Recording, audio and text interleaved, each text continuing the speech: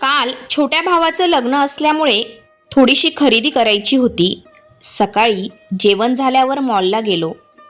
खरेदी करता करता संध्याकाळ झाली आणि खूप थकवा आला. त्यामुळे रात्री बाहेरचे जेवण करून घरी येऊन झोपले. सकाळी मोबाईल पाहिला तेव्हा मैत्रिणीच्या नवऱ्याचा मेसेज होता. तुम्ही मला 2 लाख रुपये उधार देऊ शकता का? माझ्या पत्नीला हॉस्पिटलमध्ये दाखल केलं आहे आणि मला बिल भरायचं आहे. हा मेसेज वाचून माझ्या मनात अपराधीपणाची भावना दाटून आली. अरे बापरे, माझ्या मैत्रिणीला एवढी गरज आहे आणि मी आत्ता वाचते. मी ताबडतोब नवऱ्याला ऑफिसमध्ये फोन केला. मी म्हणाले, ऐकलंस का? माझ्या मैत्रिणीला मदतीची गरज आहे. तिच्या नवऱ्याने मेसेज पाठवला आहे. काय करू मी? त्यावर समोरून थंड आवाज आला. कोणती मैत्रीण? मी उत्तर दिलं, तीच जी काही महिन्यापूर्वी आपल्या 4थ्या मजल्यावर राहायला आली. आपल्या मुलाच्या मित्राची आई. तेव्हा नवऱ्याने आठवत विचारलं, हो तीच ना, जी प्रेग्नेंट होती? 8वा महिना चालू होता. कदाचित तिच्यावर काही मोठं संकट आलं असेल म्हणून तिच्या नवऱ्याने मेसेज केला असेल. हो, मी होकार दिला. त्यावर त्याने विचारलं, तिच्या नवऱ्याशी तुझं काही बोलणं झालं आहे का? मी उत्तर दिलं, नाही, कधीच नाही. ते फार व्यस्त असतात. मी तिच्या घरी गेले तरी ते दुसऱ्या खोलीतच असतात. कधी समोरासमोर आले नाही. त्यावर नवऱ्याने निर्विकारपणे म्हटलं, जर त्यांना एवढी गरज असती तर त्यांनी मलाही विचारलं असतं. तू शेजारी नाहीस, तसा मीही आहेच. त्याचा असा थंडपणा पाहून मला खूप राग आला. मी चिडून म्हणाले, कसला आहेस तू? तुला मदत करायची इच्छाच नाहीये. असं म्हणत मी फोन कट केला. माझ्या मनात खूप अपराधी भावना दाटून आली. विचार आला, राधाला या गोष्टीचं किती वाईट वाटेल की मी तिच्या गरजेच्या वेळी मदत केली नाही. पण मीही काय करू? माझ्याकडे एवढे पैसे नाहीत. मी खूप घुसमटत बसले. काहीही करू शकत नव्हते. गेल्या 2 दिवसात 9 महिन्यापूर्वीच्या प्रसंगाची आठवण झाली. माझा मुलगा त्याच्या मित्राला घेऊन घरी आला होता आणि ओळख करून दिली होती. आई, हा माझा मित्र आकाश. आकाश आणि माझा मुलगा एकाच शाळेत शिकत होते. मी आकाशला विचारलं होतं, तुझी आई कधी तुझ्याबरोबर दिसत नाही? त्यावर तो म्हणाला होता, काकू, आईला डॉक्टरांनी बेड रेस्ट सांगितला आहे. ती दिवसभर झोपूनच असते. आमच्या घरी छोटा भाऊ येणार आहे. माझ्या तोंडून आपोआपच आलं, म्हणजे तुझी आई प्रेग्नेंट आहे? आकाश गोड हसला आणि त्याच्या चेहऱ्यावर एक वेगळंच समाधान दिसलं. ते दिवस आणि हे आजचं संकट. माझं मन सतत विचार करत होतं, मी खरंच तिच्यासाठी काही करू शकत नाही का? बाकीचे मुलं वेगवेगळ्या शाळांमध्ये जात होती, पण आकाश आणि माझा मुलगा एकत्र खेळत असत आणि त्यांच्या मैत्रीतून आनंद ओसंडून वाहत होता. आता हे दोघे फक्त मित्र नव्हते, तर जणू भाऊच वाटत होते. आता माझा मुलगा अधूनमधून आकाशच्या घरी जायचा. सुट्टीच्या दिवशी तर दिवसभर तिथेच खेळायचा. 2 महिन्यांनी आकाशचा वाढदिवस होता.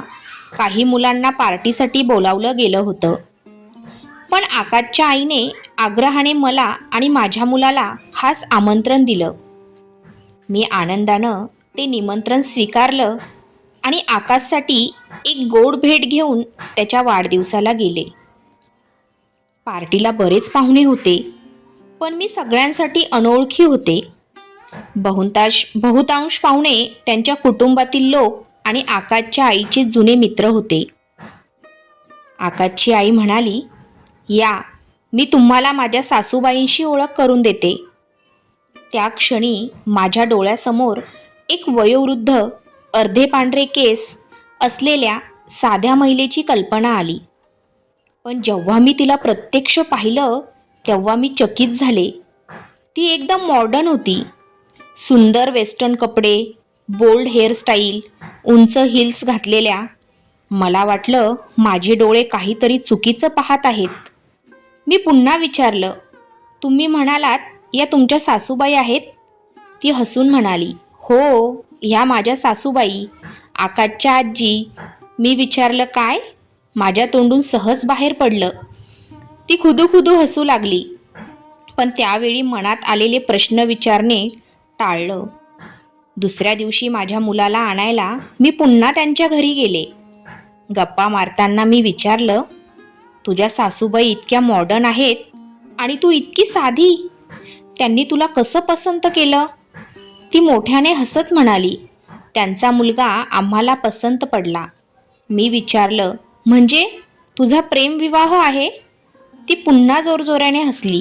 ती म्हणाली, लग्नाआधी आम्ही सर्वजण एका हॉटेलमध्ये भेटायला गेलो होतो. माझ्या सासूबाई दिसल्यावर माझ्या भावाने मला सांगितलं, ताई, हे लग्न होणारच नाही. पण माझ्या नवऱ्याने मला पाहताच होकार दिला. त्यामुळेच हे लग्न झालं. हे सगळं ऐकून मीही हसले आणि माझ्या मुलाला घेऊन घरी परतले. काही दिवसांनी आकाशच्या आईचा फोन आला. ती म्हणाली, काय करू ग, गेल्या 2 दिवसांपासून कामवाली बाई आली नाही. घरी खूप पसारा झालाय. मी विचारलं, तू तिला फोन केलास का? ती म्हणाली, हो, पण तिने उचललाच नाही. तिची काहीच बातमी नाही. डॉक्टरांनी मला बेड रेस्ट सांगितलं आहे. भांडीही तशीच पडली आहेत आणि घर खूपच घाण झालं आहे. मी तिला आधार देत म्हणाले, काळजी करू नकोस, काहीतरी मार्ग नक्की काढता येईल. थोड्या वेळाने मी म्हणाले, मी माझ्या कामवालीला तुझ्या मदतीसाठी पाठवते. असं म्हणून मी माझ्या कामवालीला सांगितलं, थोडा वेळ काढून काही दिवस आकाशच्या घरी काम कर. तिने माझं बोलणं मान्य केलं आणि आकाशच्या घरी जाऊन काम करू लागली. असेच 5 महिने कसे सरले कळलंच नाही. आता आकाशच्या आईला 6वा महिना लागला होता आणि तिचं गरोदरपण स्पष्ट दिसू लागलं होतं. एका सकाळी मला थोडं बाहेर काम होतं आणि त्याचवेळी दोन्ही मुलांना सुट्टी होती. मी बाहेर जाण्याचा विचार केला तर अचानक रिमझिम पाऊस सुरू झाला. विचार केला, अशा पावसात मुलाला कशाला घेऊन जाऊ, म्हणून मी त्याला आकाशच्या घरी सोडून कामासाठी निघून गेले. काही वेळातच एका अनोळखी नंबरवरून मला फोन आला. मी फोन उचलला आणि दुसऱ्या बाजूला माझ्या मुलाचा आवाज ऐकू आला. घाबरून मी एका श्वासात विचारलं, बाळा, काय झालं? तू कुठे आहेस आणि कोणाच्या फोनवरून कॉल करतोयस? तो शांतपणे म्हणाला, आई, हा आकाशच्या बाबांचा फोन आहे. पाऊस थांबला आहे, मला बिल्डिंगच्या बागेत खेळायला जायचंय. आकाशचे बाबा म्हणाले, आधी आईची परवानगी घे. मी विचार करू लागले, खरंच ही माणसे किती समजूतदार आणि जबाबदार लोक आहेत. मी हसून त्याला बागेत खेळण्यासाठी परवानगी दिली. थोड्या वेळातच मी माझं काम आटपून बिल्डिंगमध्ये आले, पण आकाश आणि माझा मुलगा बागेत दिसले नाहीत. हलकासा पाऊस सुरू झालेला होता. घाईघाईने मी आकाशच्या घरी गेले. तिथं पाहिलं तर माझ्या मुलाने आकाशचा शर्ट घातला होता. आकाशची आई मला पाहून म्हणाली, दोघेही पावसात भिजले होते, म्हणून माझ्या नवऱ्याने तुमच्या मुलाला आकाशचे कपडे घालायला दिले. तुम्हाला कदाचित विश्वास बसणार नाही, पण माझा नवरा तुमच्या मुलावर तितकंच प्रेम करतात जितकं आकाशवर, ती म्हणाली. त्यांनी स्वतः टॉवेल घेऊन तुमच्या मुलाचे केस आणि शरीर पुसलं. हे ऐकून माझ्या चेहऱ्यावर हलकं स्मित आलं आणि माझ्या मनात एक प्रकारचा विश्वास निर्माण झाला. अशा मोठ्या बिल्डिंगमध्ये तरी एक घर आहे, इथे मी माझ्या मुलाला नेहमी विश्वासाने सोडू शकते. असा विचार करत मी मुलाला घेऊन लिफ्टमध्ये आले. हळूहळू आकाशच्या आईला 9 महिने पूर्ण झाले. या काळात मी नेहमी तिला भेटायला तिच्या घरी जायची आणि आमच्यात खूप छान विचारांची देवाणघेवाण व्हायची. आकाशचे बाबा नेहमी घरी असायचे. एकदा मी सहज विचारलं, तुझ्या नवऱ्याला ऑफिस नाही का? ती हसून म्हणाली, आजकाल ते घरूनच काम करतात. डॉक्टरांनी मला बेड रेस्ट सांगितलं आहे ना, म्हणून ते घरीच असतात. शिवाय आमचा फॅमिली बिझनेस आहे, जो आकाशचे आजोबा सांभाळतात. कधीकधी देव योग्य ठिकाणी योग्य लोकांची भेट घडवून आणतो, असं मला वाटलं. एका दिवशी आकाश आमच्या घरी आला. मला माहीत नाही का, पण खूप दिवसांपासून एक विचार मनात घोंगावत होता. मनात नसतानाही मी आकाशला विचारलं, आकाश, तुझी आजी कुठे राहते? आकाश सहजच उत्तर देत म्हणाला, काकू, आजी रोहन काकांबरोबर हॉटेलमध्ये राहते. तो खेळत होता, त्यामुळे त्याच्या आवाजात काहीसा बेफिक्री होती. मी पुन्हा विचारलं, रोहन काका कोण? पण दोन्ही मुलं खेळण्यात व्यस्त होते. आकाशने उत्तर दिलं नाही आणि मीही माझ्या कामात गुंतून गेले. काही वेळातच ती गोष्ट विसरून गेले. आकाशच्या आईचे 9 महिने पूर्ण होत आले होते. एक दिवस माझा मुलगा आकाशच्या घरून परतला आणि उत्साहाने म्हणाला, आई, आकाशच्या घरी बाळ येणार आहे. मी त्याला विचारलं, तुला कोणी सांगितलं? तो म्हणाला, आई, आकाशने सांगितलं. मी म्हणाले, ठीक आहे, तू आधी हातपाय धुवून घे आणि जेवण कर. जेव्हा आकाशच्या घरी बाळ येईल तेव्हा आपण त्याला बघायला जाऊ. आणि जेव्हा आज तिच्या नवऱ्याचा मेसेज पाहून माझ्या नवऱ्याशी जे बोलणं झालं, मला खूप अपराधी वाटायला लागलं. मी स्वतःशीच बोलत होते, कसं तोंड दाखवू आकाशच्या आईला? तिच्या बाळासाठी काहीतरी भेट घेऊन जायला हवं. काय विचार करेल ती माझ्याबद्दल? दोन्हीही मुलांना भाऊ म्हणणारी मी तिच्या कठीण प्रसंगी गप्प बसले. 5 दिवस निघून गेले. रोज फोन वाजला की माझं काळीज धडधडू लागत होतं. मनात येत होतं की कदाचित हॉस्पिटलमधून बिल भरायला पैसे लागतील आणि तिचा फोन येईल. पण तसं काही झालं नाही. दुसऱ्या दिवशी अचानक तिच्या मुलाचा फोन आला. तो आनंदाने म्हणाला, काकू, आमच्या घरी छोटीशी बहीण आली आहे. मी त्याचं अभिनंदन करून म्हटलं, मी तुझ्या मित्राला घेऊन तुझ्या बहिणीला बघायला येते. संध्याकाळी मी धीर करून मुलाला घेऊन तिच्या घरी गेले. डोरबेल वाजवताना मनात विचार सुरू होता, जर तिच्या नवऱ्याने दरवाजा उघडला तर कसं तोंड दाखवू? मदत का केली नाही याचं काय निमित्त सांगू? जसा विचार केला तसंच झालं. तिच्या नवऱ्याने दरवाजा उघडला आणि काहीही न बोलता आत निघून गेला. मी आत गेले आणि मैत्रिणीच्या पलंगाजवळ ठेवलेल्या स्टूलवर बसले. दोन्ही मुलं दुसऱ्या खोलीत खेळत होती. बोलता बोलता मी सहज हॉस्पिटलचं नाव विचारलं. ते ऐकून धक्का बसला. ते हॉस्पिटल खूपच महागडं होतं. मी जवळपास 1 तास तिथं बसले. प्रत्येक क्षण मला जड जात होता. जेव्हा माझी मैत्रीण काही बोलायला लागायची तेव्हा वाटायचं ती पैशाबद्दल बोलेल, पण तिने तसं काहीच केलं नाही. माझ्या घरी परत येऊन 1 महिना उलटला. रोज वाटायचं की कधीतरी पैशाबद्दल बोलेल, पण तिनं काहीच बोललं नाही. एके दिवशी माझ्या नवऱ्याने सहज विचारलं, तुझ्या मैत्रिणीला मुलगी झाली ना? कशी आहे ती? ते ऐकून मी तिरस्कारानं उत्तर दिलं, जर त्यांना मदतच करायची नव्हती तर त्यांच्याशी काय देणं घेणं ठेवायचं? तो काही क्षण गप्प बसला. पण मला जाणवलं माझ्या बोलण्यात अपराधीपणाचा सूर होता. मी का त्यांना मदत करायला पुढे नाही आले हा विचार मला स्वस्थ बसू देत नव्हता. मॅडम, तुम्ही खूप भोळ्या आहात, दिनेश म्हणाला.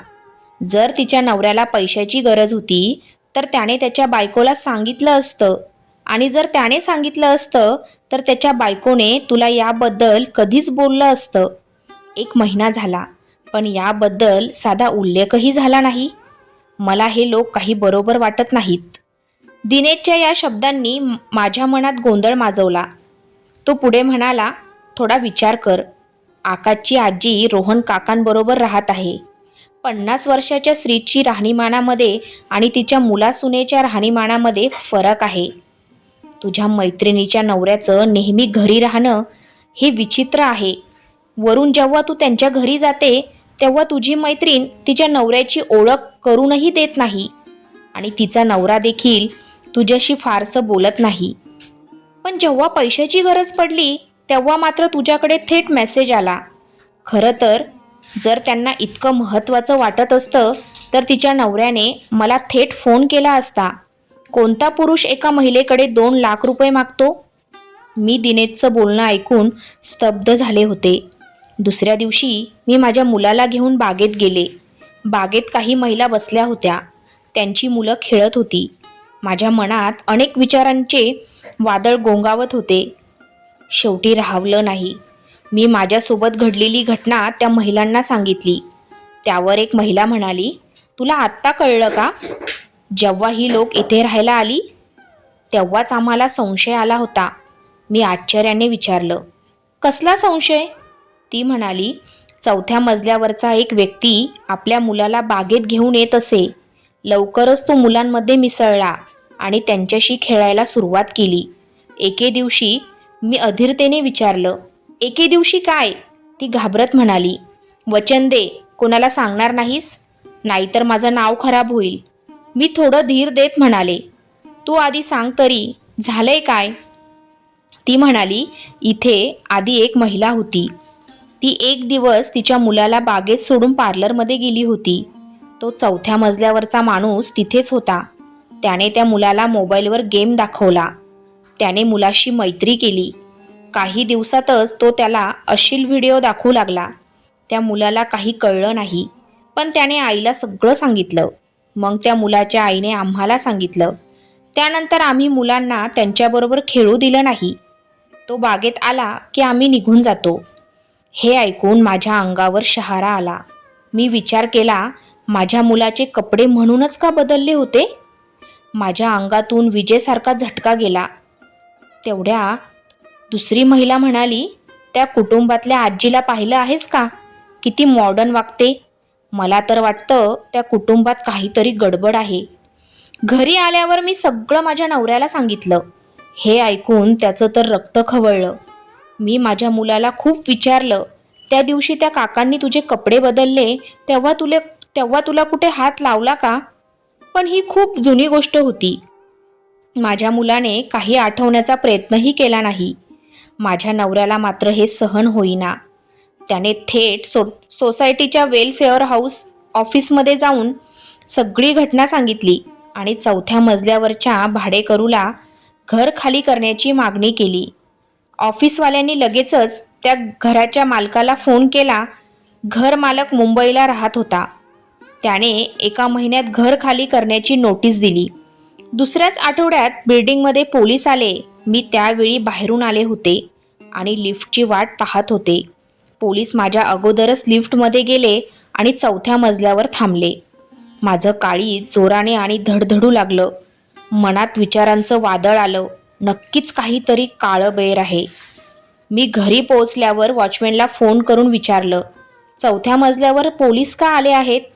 वॉचमॅन म्हणाला, 4थ्या मजल्यावरच्या साहेबांच्या आईबद्दल चौकशी सुरू आहे, पण नेमकं काय झालं हे सांगता येत नाही. ते सोसायटीच्या ऑफिसमध्ये गेले आहेत. मी फोन ठेवला आणि माझ्या मैत्रिणींना ही बातमी सांगितली. सगळ्या मैत्रिणी बिल्डिंगच्या खाली गोळा झाल्या. थोड्याच वेळात पोलीस आकाशच्या आजीला घेऊन आले आणि आकाशचे बाबा देखील त्यांच्यासोबत होते. दुसऱ्या दिवशी सकाळी वर्तमानपत्रात बातमी आली.